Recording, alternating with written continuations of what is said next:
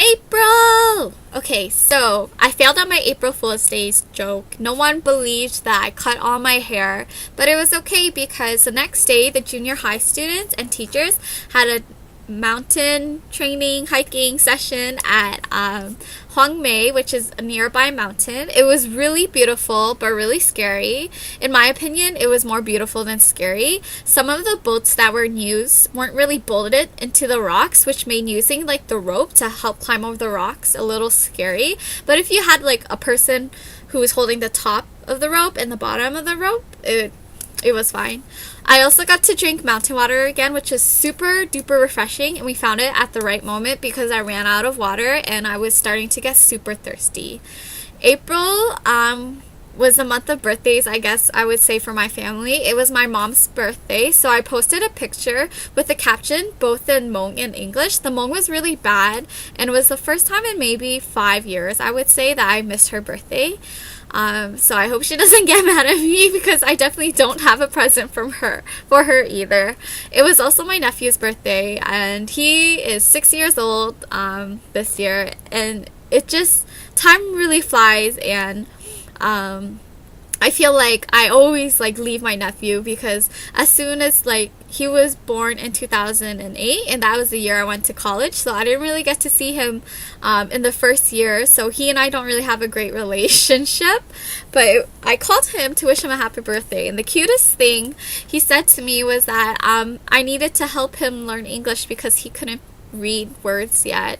And for him to say that to me is really big because our relationship isn't that great. So I'm really excited to go home and to see them. Okay, so the next big thing has two parts. The first part of the next news, I would say, was going with my host sister to her driving test. It was like a breath of fresh air to leave the community just for a day to travel to a new city. We traveled to Masan, which is about a 2-hour drive from our community, and so she got her license and we decided to celebrate with a pizza picnic in the park. And it was the first time in a long time where I sat in grass without really worrying or overreacting to what I was doing in the grass. And my allergies weren't really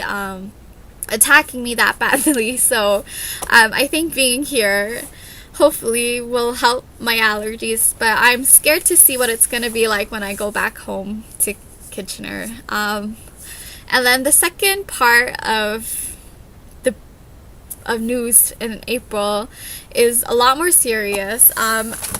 At the drive test center, it was the very first time I saw any news about the Seoul ferry sinking. And because I cannot understand Korean, I was a little lost and I didn't know what to think about it. And actually, to be honest, I had that feeling of not knowing what to feel or what to think until maybe Saturday. So I saw the news on Wednesday, so it was a couple of days.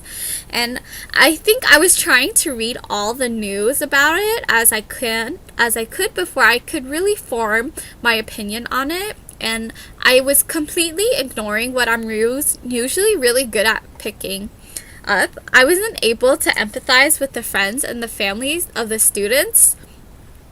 And it wasn't until maybe late Friday, early Saturday morning, I was surfing online looking up for news.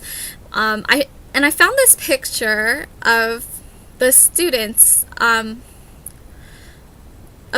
not like the students who were on the boat, but they're underclassmen, and these underclassmen students were writing everywhere they could in the classroom. They were writing on the desks, they were writing on the blackboards, they were writing on the walls, they were writing messages for their upperclassmen to come back and that they're not going to lose hope and stuff. So yeah, when I saw that picture, it was the moment that I realized that what happened on this boat could have happened to the students that I was teaching, that the class could have been my class.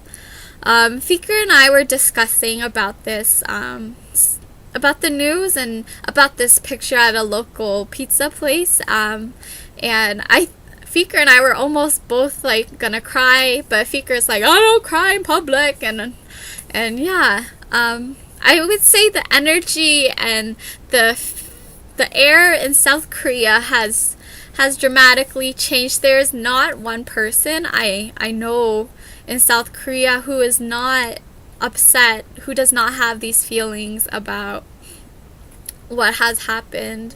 And I just pray that God will be with his people and will not let them lose hope and faith in him, because he is the ultimate comforter, and there is nothing in this world that can make us feel any safer or can help make us feel better than him. So I just want South Korea to really use this opportunity to really turn and love each other well. And yeah, so this is April.